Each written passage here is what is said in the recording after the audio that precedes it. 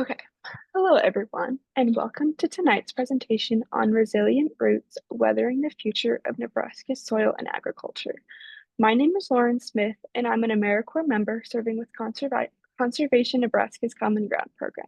Conservation Nebraska's mission is to protect our state's natural legacy by educating the public, supporting communities, and increasing civic engagement, which we accomplish through locally led education efforts and community engagement projects to address local conservation concerns. Before I introduce tonight's speaker, there are a few rules to go over. For those joining online, your cameras will remain off and you'll be muted throughout the presentation. Please type any questions you have in the chat or the Q&A section, and we will answer those at the end of the presentation. Following the presentation, we will have a very brief survey that should only take less than a minute to complete.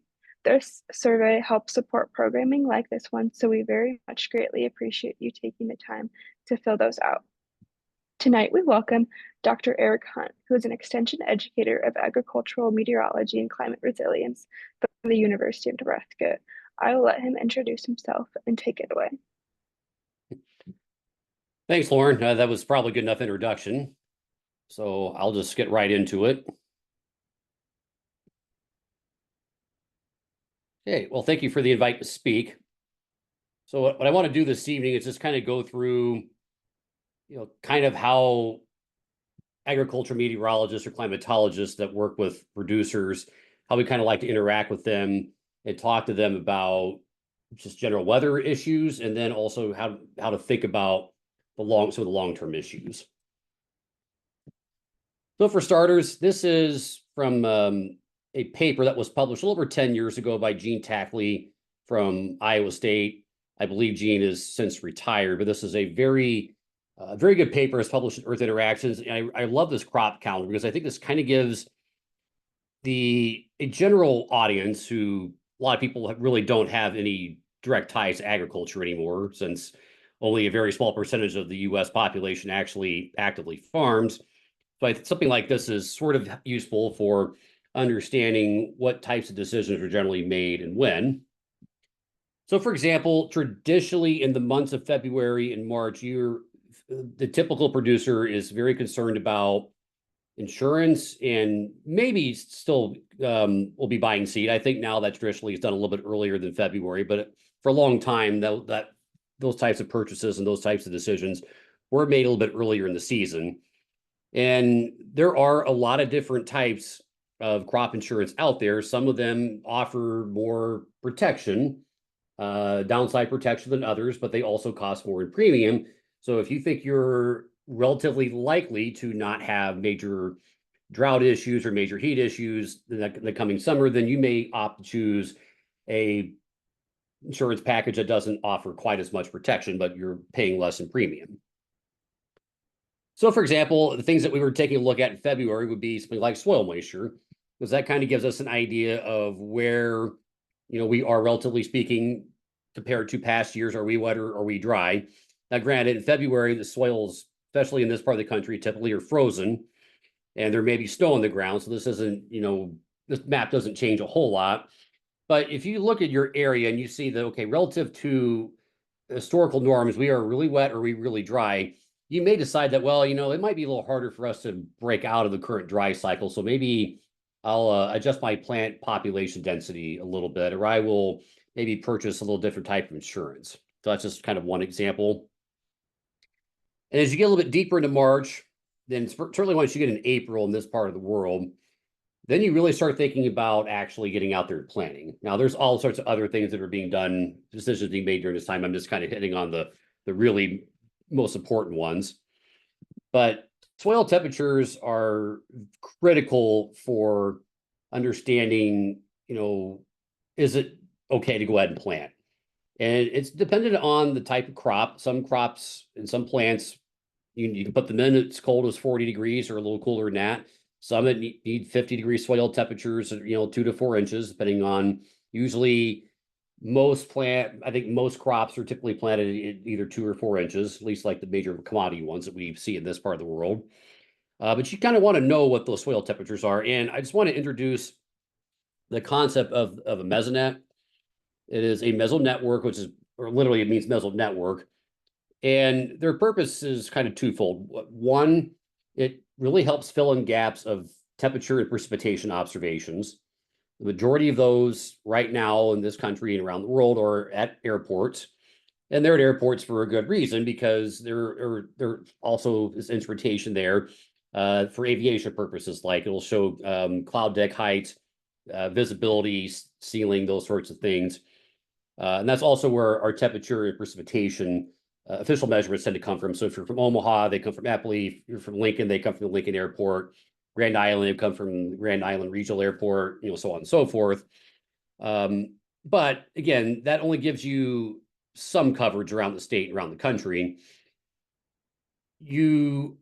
So this helps fill in that gap. It also gives you other variables like soil temperature and soil moisture and solar radiation, all of the variables that we really need to understand how crops are growing.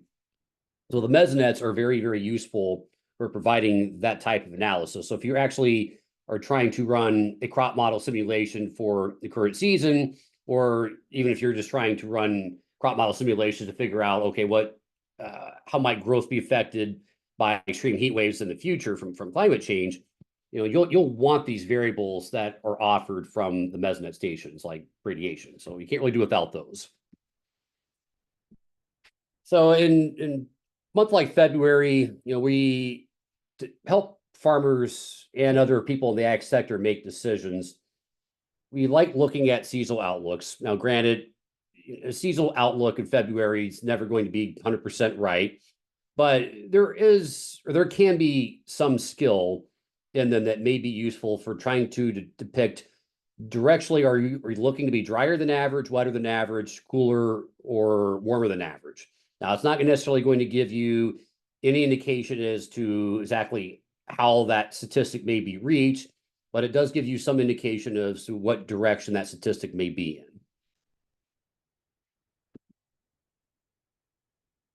And one of the things that we pay a lot of attention to as climatologists, of course, there's ENSO, which some of you may have heard of. If you haven't, it's the El Nino Southern Oscillation.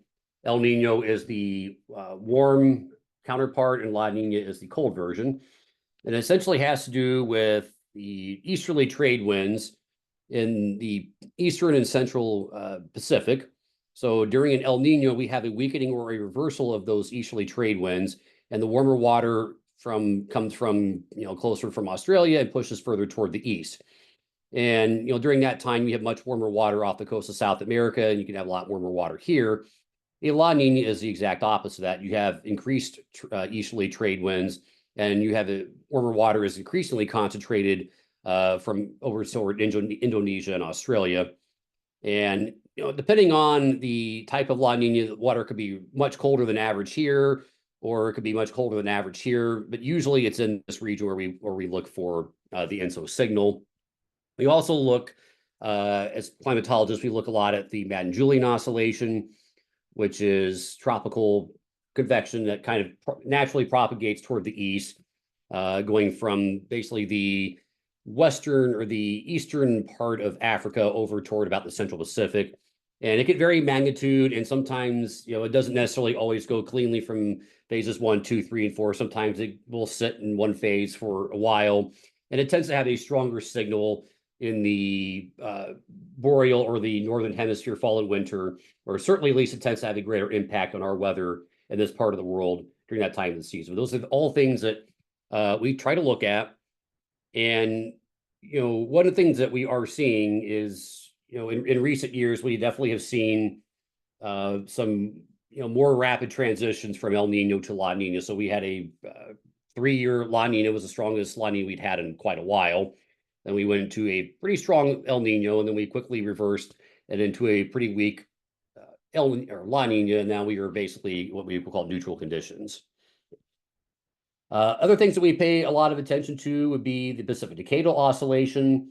And this one is important, particularly for the Midwest, because there is definitely a stronger correlation historically between the phase of the PDO and drought, at least longer term drought in the western half of the United States, probably the western half of this continent in general.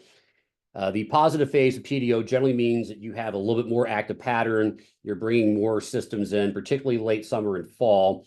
And that precipitation is necessary to help kind of recharge moisture that we may have lost earlier in the summer. And if you can get that, then you're likely to not have major drought issues going into that winter and the early next spring, in part because we climatologically in this part of the world, we don't get a lot of precipitation in the winter other than some snow. Snow is useful for keeping moisture in the ground, especially in eastern Nebraska. It's not necessarily that useful for giving us a lot of soil moisture recharge. I mean, it helps a little bit, but it's not a significant contributor. So notice over time, we do tend to have periods where we have colder, negative PDO, which means that we have colder water in the eastern side of the Pacific relative toward Japan. And then we sometimes have a positive PDO, which is the figure that I'm showing you here at the bottom left. Other things that can affect us in the winter would be polar vortex stretching. Now, the media doesn't always do a particularly good job of explaining what this is. They often make it sound like it's some scary new phenomenon. It is not, I promise you. It's been around forever. But what we are seeing, though, is that it is behaving differently than it used to.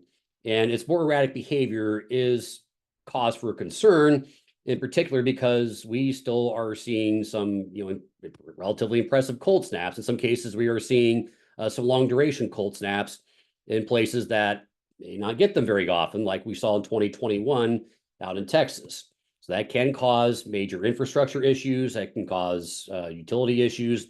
And this can cause a lot of agricultural issues because, for example, this year, now we did not have that cold winter overall around here, but there was a stretch there in February. We had major polar vortex stretching, and we had very, very cold temperatures, particularly in central and western sections of the state. So we had minimum temperatures for a couple of nights in a row that were dropping to 30, 35 below. So notice here, this is the minimum temperature map from February 20th, and there were a couple of sites here near one site near Broken Bow. This is the Myrna Mesonet site at 32 below zero. Ironically enough, 5 days later, it was 70 degrees there. So we literally had a couple of sites here that had 100-degree temperature swings in less than 5 days. So, again, one of the things that we are seeing with our warming planet is we are seeing more rapid transitions in a temperature sense, but certainly in a hydrologic sense. And I'll talk about that in a little bit here. As we move into April, May, of course, this is really when we are trying to get in the fields, at least in this part of the country, for corn, soy, trying to get in the fields. If you're a wheat farmer, then this is when you want some rain, but you don't want too much rain. And then by the end of May, early June, you might start seeing the wheat start flowering, particularly as you get into southeastern Nebraska. But we want certain things. We want some moisture, but we don't want too much moisture. And one thing you don't want it to be real, real cold in early April, because that means that your soil temperatures are probably not going to be warm enough for you to get your crops in earlier. And there are benefits to getting crops in early. So one of the things that we have seen, in the last 30, 40 years is we have seen the planting season starting a little bit earlier is because we tend to have a little bit warmer temperatures in the month of March, early April. So we are able to get crops in a little bit earlier than we used to. But there are years that, the reason you don't necessarily want to plant real early, even as we've gotten warmer, is you can still get some fluke cold snaps. So, for example, 2007, we had a very warm March, certainly a very warm last part of March, and we had trees that started flowering way early. And we, by all accounts, would have had soil temperatures that were absolutely suitable for planting. But you would have been in big trouble if you had done that, because we had a major cold snap for 4 or 5 days in early April. We had temperatures that were at night dropping down into the teens, in some cases dropping even the single digits across portions of outstate Nebraska.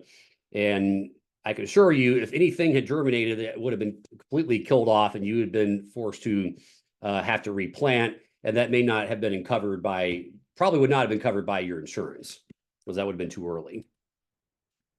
Speaking of those frost freeze dates, so the Midwest Regional Climate Center at Purdue has a very good tool to help you understand what your average last spring freeze is, what's your latest last spring freeze, what's your 1 year earliest. So I kind of give you an idea. Okay, if your median last spring freeze is April 20th, and your latest is like May 10th, then you probably are not going to want to plant much before April 20th, unless it looks like it's going to be a very warm period during that time. This also gives you an idea of how the growing season has changed. So in most cases, we have seen an increase in the growing season because we have seen a little bit of a decline in the spring freeze. So we tend to get that a little bit earlier than we used to across most of this portion of the country. And in a lot of cases, we're getting our first freeze in the fall just a little bit later than we used to. It's not dramatic in a lot of cases, not as dramatic as some people probably think, but it has changed a little bit. But anyway, this is a wonderful tool that's available at the Midwest Climate Center. And again, these are the types of tools that were not available there for a couple of days during that contract hiatus. So thank you to any of you that chimed in to Congress, your congressman, about this. We do appreciate it. We can't serve you without these tools. And then April, May, really what we're worried about though is moisture, or some cases too much of it. So for example, 2019 was a disaster for planting because it was excessively wet. We had a pattern that just kept bringing moisture to the entire central US, and farmers were getting pretty pissed off because they just, they maybe get a day in the field and they were out for 5 or 6. And if you look at on the right, you'll notice that the percentage of corn planted, and for example, in Illinois, May 26, 2019, they only had 35% of their corn planted, whereas the 5-year average is 95%. Now, the reason that becomes a problem is if you can't get stuff in the ground early enough, in some cases, you may be running up against your physiological limit with your seed. So if you have a seed, most plants are thermally driven, also somewhat photo period. Some are more photo period sensitive than others. But a lot of them have a thermal component, meaning they have to accumulate a certain amount of heat units or growing degree days before they mature. And if you're assuming that you're going to be able to get it in by early mid-May, and then you're going to hit maturity by late September, well, if you don't get in the ground until June, you're pushing up against that first freeze, and that may be a real risk. Now, thankfully, in 2019, we did not necessarily have any really early freezes, but this was a problem. The other thing that's an issue, again, you do want some moisture in your soil when you plant. Not saying you want to be bone dry, but having excessively wet soils can cause a lot of compaction issues, which really affects the soil quality. It also can mean that if you keep getting rain through the early portion of the summer, those roots are not going to go down far enough. Plants are kind of like people in some ways. They're going to do the easiest thing. If there's water nearby, near the top of the soil, they're just going to take it from there. They have no incentive to go any further down. There's always moisture there at the top. So you have to have a little bit of dryness to get them to go down. And the thing is, once you get to a certain stage of crop growth, there's no more vertical development. So we're getting about that point in time right now in this part of the country where what you have for vertical roots is what you're going to have. Otherwise, it'll be mostly horizontal. And the problem with that is, we often are going to have some dry spells during the season that mean that, once that top 1.5 feet is depleted, like, well, if your roots aren't any further down than that, then you don't have any more soil water to tap into, and your crops will start showing a lot of significant drought stress, even though you may not technically be in drought. So that's why, those are some of the reasons why a really early or a very, very wet spring and early summer can be problematic. So we get into summer, the things that we start really worrying about. And again, we worry about extreme weather, during a lot of the year, including in the spring. We tend to get a lot of it in this part of the country in May and June. And for wheat, that could be particularly bad because it's interesting that wheat tends to be hitting its maturity and getting right about that harvest period, kind of during a climatological hail max, particularly for western Nebraska and eastern Colorado. And hail right around harvest time, if it shatters those, the heads, you can get volunteer wheat growing in the fields. And sometimes they will start picking up different types of diseases. And then if you don't get that sprayed in the following summer before you plant your next wheat crop or next crop, then that could start affecting your next year's crop, meaning that you may have lost yield or lost money because of hail damage one year. You could also get a disease the next year. So that's why we really pay a lot of attention where we have hail for wheat in summer, because if it occurs right around harvest time, it can be a big problem. Hail is also a problem for other crops. So again, if you get hail on corn at early enough in the season, it will regenerate its leaves. But once it gets to the point where you basically can't see the rows anymore, you're probably looking at permanent damage. Certainly, once you start seeing the tassels up, it's definitely permanent damage. And if you get major wind damage later in the summer, there's a reasonably good chance that you've lost your crop, or you're only going to get a very small fraction of the yield that you could have achieved.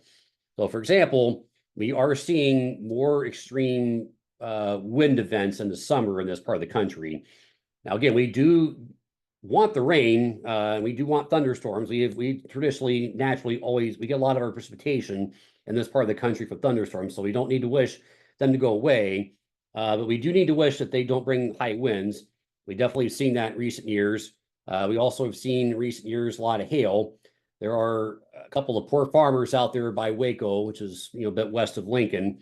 I believe it's been at least 3, maybe 4 years in a row now. They've had major hail right during about the July 5th to 10th time frame. And that type of hail damage that time of year basically means the crop is ruined for the rest of the season. In the summer, we really start paying attention to growing degree days. So I mentioned heat units earlier. So, for example, the HPRCC, which is based here at the University of Nebraska in Hardin Hall, they have this Clyde Grow tool, and what you can basically click on any point on a map, and it'll go from a nearby weather station, including some of the mesonet stations, and it'll show you based on where season to date, what's your accumulated growing degree days. This is in green. I apologize if you're colorblind. This is green against red. And this is sort of your historical range, meaning this is, from an average perspective, you're probably going to hit silking somewhere between July 6th and July 15th, depending on, if you're a little bit above or a little bit advanced, or a little bit behind average. And then you're probably going to hit maturity, maybe as early as Labor Day, maybe as early as October. Certainly you want your crop to start going into maturity sooner, because you want your crop to be fully matured and starting to dry down before you get your first freeze. Certainly you want it fully mature. It can start drying down more after the first freeze. But again, these are the types of tools that I like telling farmers about and other people that are interested in agriculture about, because I think this really can give you an idea of what you're getting. Other thing with growing degree days I want to mention, so again, it's somewhat crop specific. So every crop has a base temperature that below which you're not going to see growth, and above which you're not really going to see growth. So for example, corn, 50 degrees or 10 Celsius is kind of considered the base. So below that, you don't really get any development. And above 86, now that number is a little bit, there are questions as to whether it's 86 or maybe it could be as good as high as 92 under well water conditions. But regardless, temperatures like we had this last weekend that were well into the 90s were not helpful. You don't actually accumulate any extra heat units, so you don't get any extra bonus points for getting these really super hot days. It does not help the crop grow any faster. Something else, that we start paying attention to as climatologists in the summer, we really start thinking about, okay, are we looking at potential for major heat or major drought? Because those are, at least on a regional scale, those are things that are going to really bring down production that may have an impact on prices and other things. So what I'm showing you here, I came up with, I call it the Grand Forks 95, early 95 rule. So if you go back to 1980, there were a few different years, actually quite a few in the 80s and 2006. Ironically enough, that hasn't happened a whole lot in the last 30 years. But these 5 years saw early heat up in that part of the country, or in that part of the world. And it's really more of a symptom of the atmosphere is doing something. And it's a symptom that the atmosphere is putting a strong upper level ridge over that part of the continent, and it's helping it get very warm and probably pretty dry. And in summers after that, from a composite standpoint, we tend to be pretty dry here in the central US, including a lot of the Corn Belt, and we tend to also be fairly warm. Now, I will add that the component that rule is not absolute. Not all those years are identical. 88 was terrible across this entire region of the country. 1980 was not a fun summer in most of Nebraska, and certainly was a really, really bad summer down in Kansas, Missouri, and Oklahoma. But there's a common theme in those years. There was a lot of July heat. So that's why I am concerned this summer that we may be in for a relatively warm July, maybe warmer than we've had in recent years. And again, just showing you, things that we like looking at, nerds like me. This is basically showing you that we tended to have a lot of ridging in the middle of the continent, which basically means that the storm track is going to remain well to our north, and we're probably going to have a lot more sunny days, a lot of heat. So if we don't have well water conditions going into July, we could be looking at possible issues for pollination and thereafter. And what I'm showing you here on the left, this is strongly correlated to the Pacific meridional mode. So this is basically, I showed you the PDO earlier, which is the northern part of the Pacific meridional mode, specifically looking at the Baja California over toward Hawaii. So when it's in its negative phase, you tend to have a colder water here. Warm positive phase tends to have warmer water. So there are years, this isn't usually a strongly dominant signal for us this part of the country, but it does have an impact on us. Some years it has more than others. And some of the years where we've had a negative PMM, we have had more issues of drought in this part of the country. And again, as we move forward, if we do tend to see more cold water because of increased easterly trade winds in this part of the world with shifts in our climate, then that is probably going to mean more trouble for us down the road. But again, what we've seen historically is you tend to have periods of time where you see that tends to be more negative for a few years, and you tend to have a stretch of time where it's more positive, which is why we tend to have droughts that can be multi-year, but we tend to also have some periods where we are not in drought in this part of the country. For example, the teens here, other than 2012, in some cases 2013, were actually mostly a pretty good decade around here. Other things that we start looking at are something called potential ET. So you're maybe familiar with the concept of evapotranspiration. This is basically like if you had a very well-watered crop, and a lot of times the base is an alfalfa for hay. If that's really well-watered, how much evapotranspiration could you have? Well, I will tell you, we ran some code. It calculated the potential ET from mesonet sites around the state. And there were sites, particularly in south central, southwestern Nebraska, that had over 2 inches of potential evapotranspiration. That basically means that but if you had that much water in your soil profile, it's possible, not likely, but it's possible that you would have lost all of that water. So that's why these really hot, windy days are a problem, because it's not just the solar radiation or the temperatures, also wind speed. Wind speed does have a big impact on evapotranspiration. Other things we like looking at for potential evapotranspiration, there's something called the Evaporative Demand Drought Index, or EDI. Now, I don't think by itself, it's not a drought index because it doesn't really give you any indication of precipitation.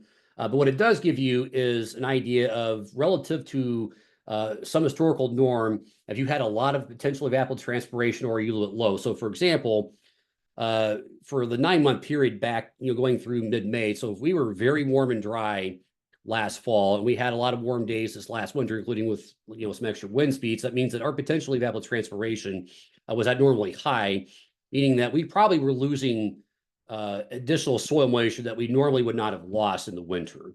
So we'd like to think traditionally in the winter, we think about having a lot more days of snow cover, and we've seen a decline in that. And when we don't have the snow cover, if you have windy, warm days, you're going to lose some of that water out of your profile. Speaking of wind, actually, this is just fresh off the press. I was working on this with one of my interns today.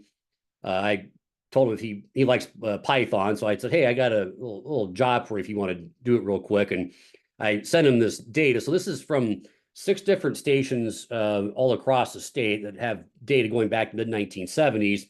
And just okay, let's look at the number of days with wind gusts over 30 miles an hour in the state. And just look at an average. Well, you'll notice that there's definitely variability, but there is a strong upward trend in the number of days with wind gusts over 30 miles an hour. If that trend continues, and that means that even if we do get a little bit more precipitation than we are currently getting, we may be losing it more quickly because of extra wind speeds. These higher wind gusts are also hard on, they can cause tree damage. They can from a horticultural standpoint, they can be certainly problematic, and again, they just really can help take water out of the soil that we want. Wind also can be an issue in the sense it might be bringing diseases from faraway places. For example, after I think it was Beryl that came through Southeast Texas last year.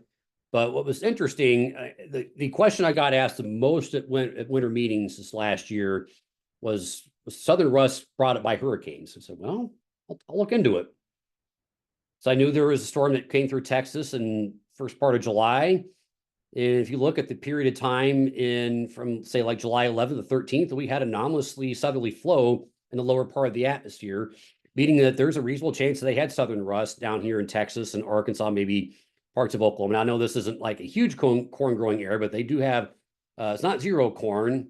And it's possible that some of those diseases, those spores were carried up. And we did see an abnormal amount of tar, or not, well, we saw some tar spot last year, southern rust. And we saw it very early and was coming in kind of right around, we started seeing reports of it right after. So it's possible, maybe even probable, that was actually a cause. So as we get in the fall, then we start thinking about getting the crop out of the field, hopefully relatively expediently and without any major delays.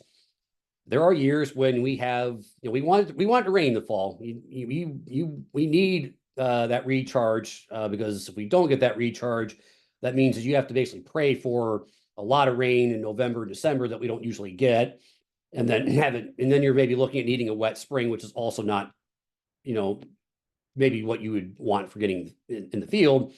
So, for example, 2009, we had a very wet and abnormally cool and very cloudy October across this portion of the country. So we had very, very wet soils. There were a number of farmers in this region that didn't finish until around Thanksgiving, and then some that were even later than that. And if you remember that year, we started getting snow regularly in early December, and snow didn't leave the ground until March. That used to happen here a bit more regularly. That was about the last time that actually happened here. But there were people that just couldn't get their crop out until the next spring. So those are types of extremes that you can see if you have a very wet fall. Recent years, we've been dealing more with the opposite of that. It's been too dry. And we had a late season flash drought, meaning basically we had a rapid intensification, rapid development of drought across a lot of this portion of the country. And I'd point out, if you go up here into parts of South Dakota, Minnesota, northern Iowa, these are areas that flooded in June. There's parts of northern Iowa that had almost a year's worth of rain between mid-April and mid-June. And by mid-October, they were basically, their root zone was completely devoid, or not, there was literally devoid of moisture, but I mean, from a climatological standpoint, it was very, very dry, and they were in severe drought. So we like looking at these things to determine, like, okay, how dry is the soils? That probably means that, harvest is probably going to be quick. But the dry down may be relatively quick, but it also means that there's an increase in wildfires. And we definitely have seen an increase in wildfires in the fall in this part of the country. And even here in the eastern Nebraska, getting into Iowa and Minnesota, Wisconsin, Illinois, places that, traditionally haven't had to think about wildfires much in the fall, have had to think about them more here in recent years because of these really dry and again, a lot of very windy conditions. So the conditions you need, we're about wildfires are not just the dry soils, it's also very low relative humidity and wind speeds. Those are all things that are, and we had a lot of those. So we actually, I believe October 15th or 16th last year was a particularly bad day. And there were a number of farmers who literally, some cases for the first time ever, stopped their harvest, not because it was raining or for any other reasons, because they were worried about setting their combines on fire. And we did have one older gentleman, good long life. He's 92 years old, but a gentleman from Fillmore County passed in a combine fire last October. So it's a lousy way to go. So again, we do have, one of the things we do have an extension, we have lots of these flyers that talk about fire safety, what you can do, keep your equipment clean, is make sure that, especially if it's a risky situation, that maybe you have a water tanker nearby to help put out a fire relatively quickly. And these are types of things that I think we can forecast a little bit in advance. So it may give you some advanced warnings, like, okay, I'm just going to plan to not be in the field during this period of time during the day. And we do have fire danger maps that get put out every so often. If you're interested in these maps, I can make sure you get access to them. The thing else that we think about with agriculture are, you may be familiar with the concept of hardiness zones. It's based on like how often do you reach a certain temperature threshold. So it doesn't necessarily mean like the lowest you're going to hit in a year, but maybe it's like, or you can like at least a few times a year do you get to say 10 below, 20 below. So that'll determine your hardiness zone. So you notice that most of Nebraska, based on the 1971 to 2000 data, that most of us were in zone 5, some in north central, zone 4. Zone 5 means that we tend to get 10 to 20 below, and we still are getting these types of temperatures occasionally. In some cases, we see them for several days in a row, then we not see them for 2 or 3 years. The projection, though, as we warm up, is that we may be in zone 6. So where Kansas now is currently in zone 6, the southern part of Nebraska may be in zone 6. So we're seeing these zones shift upward. And while that may be advantageous in terms of our heating bills in the winter, that may mean that there are other types of plants that haven't traditionally grown here that may be invasive. That could be a problem. There may be pests that can start surviving here that traditionally haven't been able to because of the winter temperature. So those are all types of things from an agricultural standpoint that I think we're going to have to pay more attention to as we get deeper into especially in the 2030s. So where can you find some of this stuff? And again, I like being pretty transparent where I get a lot of my stuff. And basically what I'm using in a lot of cases are publicly available data sets. And on the left, I'm talking about the Applied Climate Information Systems at RACIS data. And on the right is Climate at a Glance from NCEI. Now, I'm happy to report that to this point, that site is still active and reporting reasonable data like it always has. A lot of NOAA sites are still have the data they have, not all of them, but most of them still have useful data. So I encourage you to go visit them. I did make a YouTube video for a class I taught last fall on using some of these tools. So if you're interested, there's this YouTube link right here. And of course, you're always welcome to email me if you have questions on using any of these. Other things we like looking at would be, or you can look at, would be like the daily, monthly climate report. So for example, here's the daily or the monthly climate report for Lincoln in February. So again, we were generally relatively mild for most of the month, except for the middle of the month where we were very, very cold and had one day where we barely broke 0 for a high. We could look at summary maps. This is like, for example, this is from the High Plains Regional Climate Center.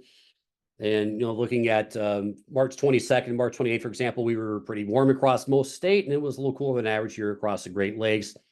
Whereas the month of February, it was very cold here across the northern tier of the country. We were probably about our long-term average here across most of Nebraska, but it was a very warm February across a lot of the southern U.S. So we had a pretty strong jet this last in February. And this was actually very opposite of 2024, we were much milder across the northern part of the country and a little closer to average in the southern portion of the U.S. Other things, the U.S. Drought Monitor. Now, if you've been in agriculture for a while, I'm sure you probably have some issues with the U.S. Drought Monitor. I hear you. For full disclosure, I do help write the recommendations for the state. I've been doing that for a couple of years. And, I can tell you, I don't always get what I asked for. The authors had the final say. They are the experts. But one thing I do appreciate, though, is hearing feedback from farmers and or other people about conditions in their area. So there's something called the Conditions Monitoring and Observing Reports, the CMOR. You can go and put in a report. Anybody can do these and just basically say, it's just basically like a quick little survey that you can do. Those data do get looked at, maybe not as well as they should, but they do get looked at. So that's kind of a way to, as a citizen, to be involved in this process. So this is not a current map, but this is where we were back in March. You'll notice that we were, we've gotten the drought conditions gotten a lot better across western Nebraska since March. They've gotten worse across portions of south central Nebraska. Other tools that you can use to help monitor vegetation health. So these are actually kind of I'm going to call these sisters. So my PhD advisor, Brian Wardlow, helped develop these years ago. And the concept is relatively simple. We we all know that precipitation, particularly in agriculture, the overall number doesn't always tell you the whole story, because sometimes you can get some really heavy rain events that don't all go in the soil. Sometimes you might have been, statistically, you may look like you've had a lot of moisture, but you had a lot of it really early in the summer, but you haven't had much for 6 weeks. So you also want some sort of indication what the vegetation is doing. So VegStry combines the meteorological data. It also takes in the spectral reflectance data from satellites. So it is a combination of a longer term precipitation index and that satellite reflectance. So it'll show you that things were pretty poor here in the Panhandle. So it was we started going into drought last late spring, early summer here across the Panhandle, and this was reflecting that it was pretty dry. Quick dry, on the other hand, is more of a short-term drought indicator, meaning that, from a long-term perspective, conditions probably weren't too bad, especially across northeastern Nebraska. But quick dry shows that maybe the spectral reflectance for the vegetation wasn't terrible, but the short-term precipitation hasn't been very good. So it's maybe a kind of an early warning system. So if you're curious, what do we have for heat in the summer? Well, our hottest temperature usually in typical summer for most of Nebraska, it's left the northeast corner. We tend to get about 100 degrees. Now, again, there are years, particularly here in the eastern side of the state, where you don't get 100. Sometimes we hit it for 2 or 3 years in a row. But particularly see it closer to Valentine, especially southwest corner, it's the rare exception. You don't hit 100, and it's pretty often, or not maybe often, but you do hit 105 in a lot of years in McCook and Bankelman, and maybe even getting over toward Superior and Red Cloud. Again, this is more a reflection of, from a climatological perspective, where we tend to have more ridging. We tend to have a little bit more ridging here across this portion of the country. And it's also a reflection of, we tend to have bigger terrain, downsloping differences between, there's a much tighter gradient elevation between the Rockies and the Missouri River than there is between the Missouri River and the Great Lakes. So we tend to get a little bit more, we tend to get a little bit warmer here, especially in the western portion of Nebraska, because of that downsloping effect. In the winter, again, I kind of talked about this earlier with hardening zones. We're in an extreme place. We get 100 degrees most years, and we're generally going to go below zero in the winters, sometimes for several days in a row at night. And it's still not, at least from a climatological perspective, it's not that uncommon to get to 20 below here across portions of the northwestern portion of the state. And again, our all-time state record low was 47 below. That was out in the Panhandle. I think that was set in 1989 during a major cold snap. This is kind of look at average annual snowfall. So we are seeing snow has always been relatively variable, particularly in the southeastern part of the state. But we have definitely seen even more variability here in recent years. And I would say our mean year has tended to be on the low side. So that means that we don't have as many days of snow cover. And that means that we can potentially be losing more moisture out of the ground. All right, so I want to show you some quick trends here real quick. A few years ago, the state legislature funded a state climate change report, and they wanted to get a understanding of current trends. They wanted to get understanding of future trends, and they wanted mitigation options and solutions. So Dr. Bathke, our state climatologist, started leading this effort a couple of years ago. So I'm going to show you a few plots from this. So this is the annual average temperature. So you'll notice that over time, there's definitely variability, but there's a pretty strong upward trend in average annual temperature going back, especially in the early 1980s. We've still had a couple of years, the last 20, that have been below average, but not necessarily that far below average. It's certainly nothing, that gets to the levels that we were seeing in the first part of the 20th century. Precipitation trends are relatively flat. So again, we definitely you do see a lot of variability. So you see very dry in the 30s, better in the 40s, dry in the 50s, a little bit more of a Goldilocks zone in the 60s, dryness in the 70s, 80s. We had some really good years, some really bad years.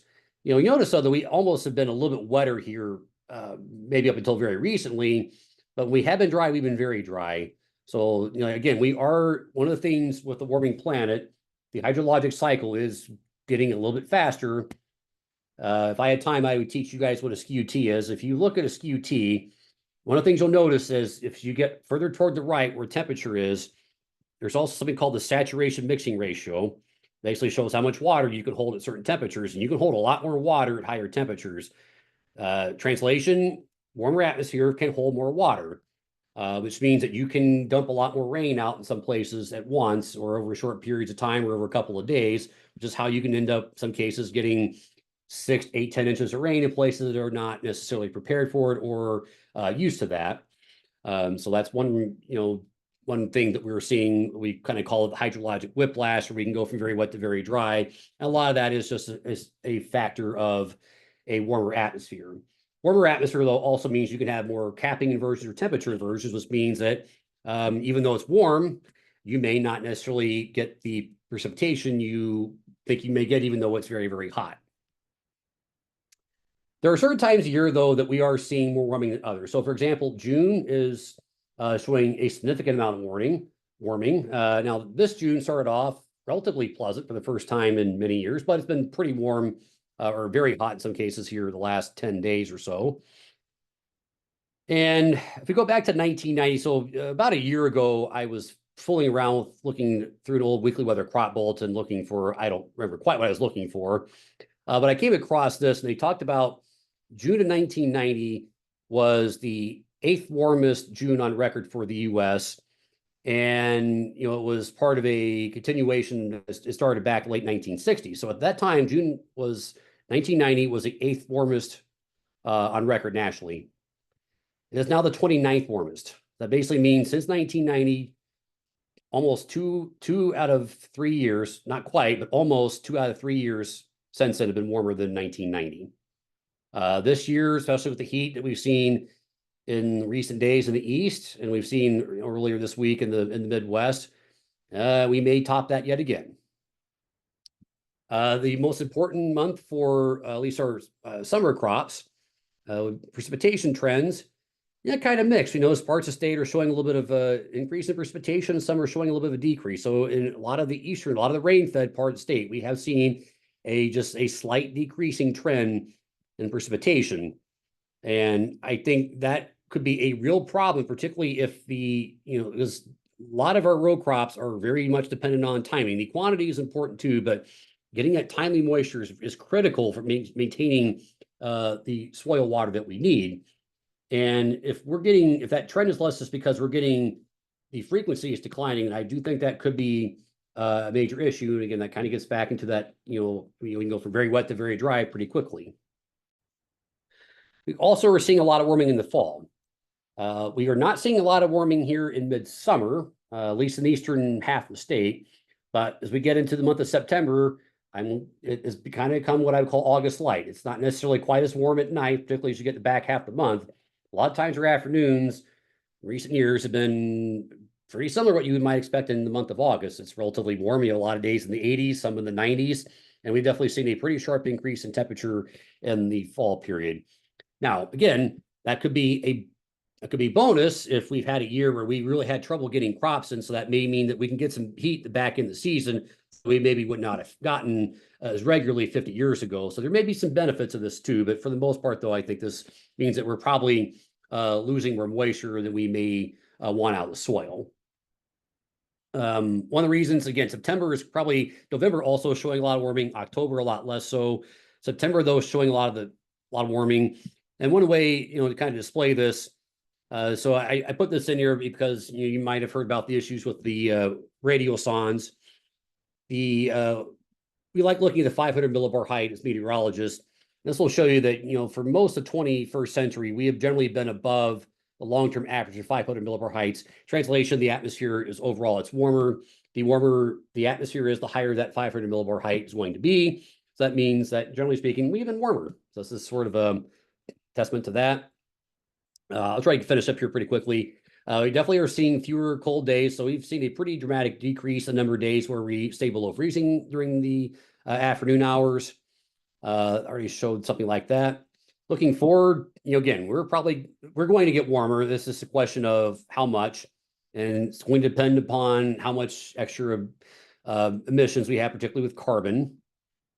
In terms of projections, now again, I would take these with a little bit of grain of salt, but one thing that we may see is more extreme precipitation. We're already seeing more extreme precipitation. It's possible we may see more heavy rain events in the winter. Now, if we have unthawed soil, that's fine. That may go in. That may be the recharge we need.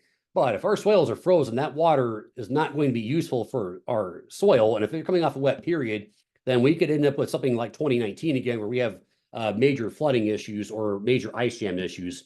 So again, these are all types of things that we haven't had to think about as much in the past. We may have to think about more of in the future. Same thing for spring. That may mean that getting in the field may be a little bit more difficult. Summer, they're showing a decrease. I do think the overall frequency of precipitation may decrease in summer as possible. We may just get a similar amount of precipitation in summer. This may come in 2 or 3 different events.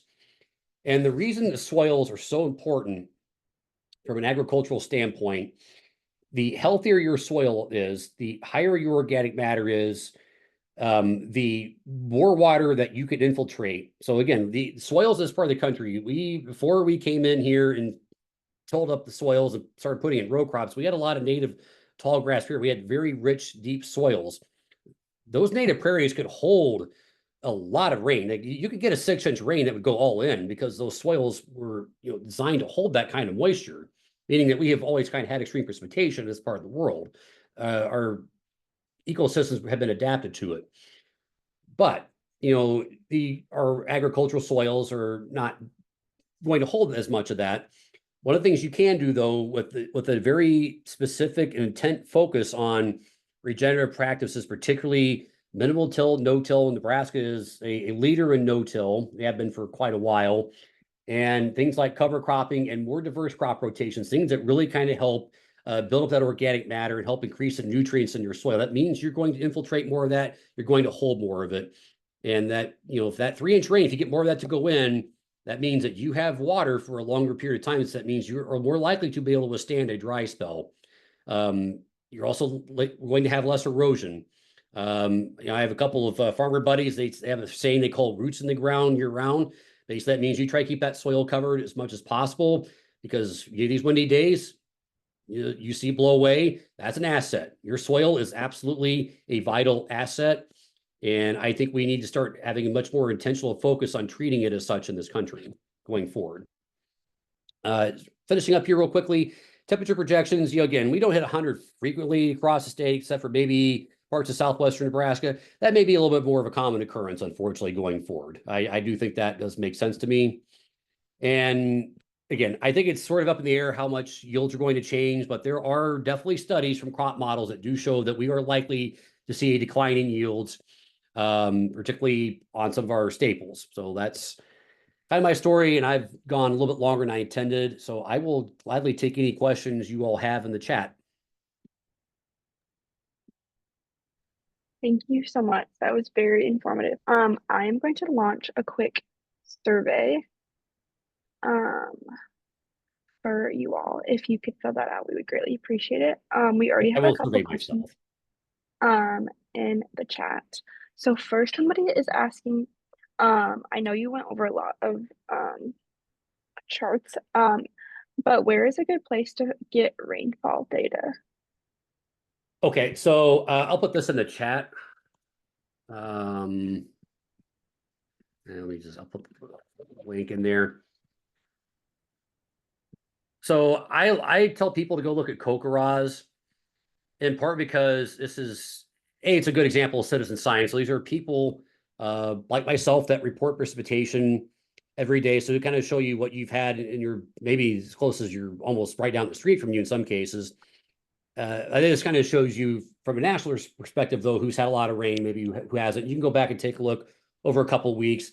But I would go to the High Plains Regional Climate Center. They have summary maps that will show how much precipitation's fallen based on observations from airport stations, mesonet stations, other co-op stations. Like, it kind of combines all of those to show the observed precipitation. And then you can look at there's a couple other websites that would give you the rate or estimated precipitation, which is not perfect. In some cases, it's not even great. But it is at least an idea that some places are getting rain, some places aren't. And then there's another question from Sharon, and she asked, Do you see differences in soil water holding capacity in relation to crop type and or tillage method? And can this be a means of buffering against climate related extremes? Yes, it can. So the crop water holding capacity is going to be largely determined on your soil type. So there are, some places we're blessed with richer soils than others. I mean, your silt loam or maybe a silt clay loam tends to be your best for water holding capacity. But the specific focus on helping build up that organic matter, particularly in the top part of your soil profile, will lead to better water holding capacity. Now, that's not going to happen overnight. It's not even happen over, it's a multi-year process. It's probably I've had farmers tell me it took 5 years for those types of activities to really show a financial benefit, but on the long term, it absolutely is a financial benefit, and it is a strong ecological benefit. So, again, farmers have a very valuable tool in their armor to fight against climate change. That's your soil. Your soil health is your biggest asset in being resilient to these extreme weather events. Now, obviously, it's not going to stop, your wind from blowing down your crop or things like that. But in terms of the precipitation component, it does give you some level of control over how much water you can get in your soil. I have a question myself, but other people, please feel free to ask other questions in the chat, and I'll reiterate one more time. If you could please fill out our feedback survey, we're almost at 100% participation, which is amazing. But the question I had are, what are some impacts you're seeing on Nebraska farmers, whether it's planting or harvesting, with differences in freezing time? And like, how does a lack of freezing or a lack of snow impact our crops? Um, I don't know that we've seen major impacts of freezes in recent years. I can't really think of any years where a freeze caused a major problem. Now, there have been years where an early freeze was a big problem. 93 was definitely one year. Now, granted, that was sort of the icing on what was a really bad cake because of flooding that year. So having a freeze on September 15th in southeast Nebraska was not particularly appreciated. Um, in terms of the snow, the snow is more important for the hydrologic balance in the western portion of the state, particularly far western Nebraska, in part because they tend to get snow more during they can get snow in October, they can get snow traditionally well into April, in some cases even into May. Harrison's even had snow in June. They're way northwest and 5,000 feet. But the snow in the winter is useful for two things. One, it's keeping moisture that you have in the ground, it's keeping it in there, it's keeping a lid on it. It's basically kind of acting like the vault, the bank, keeping the money in there. The other thing it's doing is it's reducing your soil erosion, which I think is also very important. So, I didn't show this, but, for example, Norfolk in the period 1951 to 1980 averaged like 65 days with an inch or more snow on the ground. Now they average about 48. So they have about 2 weeks less of snow cover. That means that, there's open ground more in midwinter. That means if you get those warm, even not even that doesn't even have to be super warm, even 55 degrees with wind, it's going to help induce some evaporation, which means that, that water that may not have been all that plentiful to begin with, you may be losing just a little bit of that out of the profile. And then, again, open fields, fields that are open all winter are going to be very vulnerable to blowing. So I showed you that wind gust chart earlier. So again, some of that's definitely in the winter and early spring when there's not a crop in there to hold it down. And we've had some big dust storms. We had deadly dust storms in parts of Kansas and Texas earlier this year. And again, I don't think any farmer should ever be held legally liable for that. But I mean, I do think that maybe we start crossing some people's minds that maybe if we can get this covered, these types of things would happen. I also think that's where government policy just needs to come in and actually reward people for doing these types of practices. So in terms of specific cover crop recommendations, again, that's going to be really dependent on your overall goals. I'm not the best person to ask that. I think rye is pretty common. That's generally pretty hardy, and you could put in a little bit later. Some people do winter wheat as part of another rotation. I do know farmers that are very intentionally doing more of a 3 and 4 or 5 year type true rotation. Mike McDonald will tell me corn soy is not a rotation, it's an oscillation. In a literal sense, that's right.